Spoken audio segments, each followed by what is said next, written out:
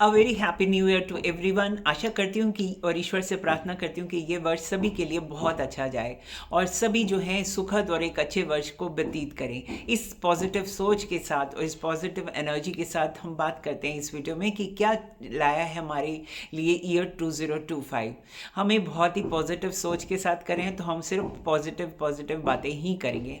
इस वर्ष जो है हम अपने काम में, हम अपने बिजनेस में या जो भी हम काम करते हैं उसे, अगर जॉब करते हैं तो उसके अलावा भी हम इन्वेस्टमेंट्स की सोचेंगे। अगर बिजनेस करते हैं तो हम बिजनेस को एक्सपैंड करने के लिए पैसा जो है अपने काम में लगाएंगे।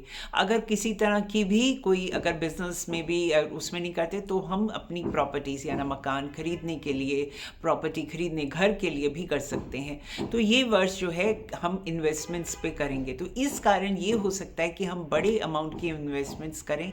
इस कारणवश ये हो सकता है कि हम थोड़े से अपने जो दूसरे खर्चे होते हैं उन पे कटौती करें, यानी कि उस चीज मैटर्स में हम थोड़ी सी कंजूसी कर सकते हैं और ये कंजूसी सिर्फ अननेसेसरी खर्चों पर ही होगी। तो फाइनेंशियली कहें तो ये साल जो है हम सभी के लिए बहुत ही इंपॉर्टेंट रहेगा, क्योंकि वीनस जो है वो banking sector, finance, income tax, CA, lawyers के लिए बहुत अच्छा रहेगा। इंपोर्ट एक्सपोर्ट्स में जो करते हैं उनके लिए भी बहुत अच्छा रहेगा। सेकेंड पॉइंट ये कहेंगे कि ट्रैवल और ट्रैवल से जुड़े लोगों के लिए और इंपोर्ट एक्सपोर्ट के लिए, या आपका काम या बिजनेस या आप विदेश काम करना चाहते हैं तो उन सब के लिए बहुत खास रहेगा।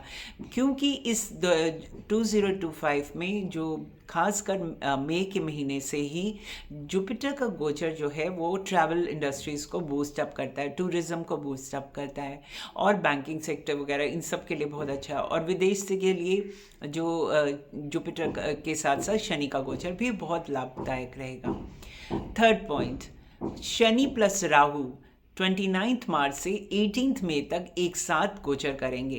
ये जो चाहे कॉम्बिनेशन है, इस ये बहुत रेयर कॉम्बिनेशन है, यानी शनि और राहु एक साथ एक ही राशि में गोचर करते हैं। वो इससे है तो ये बहुत स्मॉल पीरियड, चाहे तो आप इसे नोट कर सकते हैं अपने कैलेंडर पे 29 मार्च से 18 मई तक। ये जो अगेन जो ये गोचर है ये विदेश या विदेश से जुड़े काम, ट्रैवल और सबके लिए बहुत अच्छा है। परंतु इस टाइम में आपको बहुत सोच समझ कर किसी को पैसा उधार देना है या कोई भी तरह की आपको किसी भी झांसे में नहीं पड़ना। ऑनलाइन ट्रांजैक्शंस पे बहुत ध्यान देने की ज़रूरत है, क्योंकि कभी कभी इस ट्रांजैक्शंस में फ्रॉड या उन टाइप की चीज़ें होने का डर रहता है। तो आपको ये चीज़ों पे बहुत ध्यान रखना है। और जब तक कि आप you are not very careful, जब तक आप पूरा जैसे कहते हैं ना कि पूरे सावधान नहीं होते हैं, तब तक कुछ भी बड़ी इन्वेस्टमेंट्स ना करें। Fourth point, Rahu plus Ketu का जो गोचर है 18 मई से, वो आपको पैसे कमाने की इच्छा कि मैं बहुत पैसा कमा लूँ, बहुत पैसा मतलब जैसे बिजनेस को एक्सपैंड करने में लग गए पैसे की, जो भी नौकरी करते हैं या बिजनेस करते हैं तो एक पैसों की ये खरीद लें, वो कर लें, वहाँ प्रॉपर्टी कर लें। तो इस कारण जो है सुख की कमी कर सकता है, या हम अपनी फैमिली को इस मैटर में इग्नोर कर सकते हैं। तो ये आप हमें और आपको सबको ध्यान रखना है कि हमारी पर्सनल हैप्पीनेस, हमारा सुख चैन जो है इस समय राहु केतु ना ले। तो इसलिए एक बैलेंस बनाने की इस समय ज़रूरत है।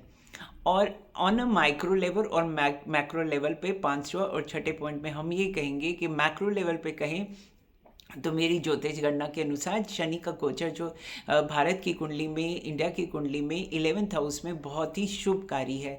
और ये बताता है कि इंडिया का स्टेटस जो है देश विदेश में बहुत बढ़ेगा। इस कारण जो है जैसे जैसे यूनाइटेड नेशंस होता है या ब्रिक्स होता है, इस प्रकार की जो भी संस्थाएं हैं उनमें भारत की जो योगदान और उसका स्टेटस बढ़ेगा। और ये which is very good for all of us, यानी अगर हम सोचें तो वो हर देशवासी के लिए भी बहुत अच्छा है, क्योंकि वो नई अपॉर्चुनिटीज़ और नई ग्रोथ की के लिए तरफ ही संकेत करता है।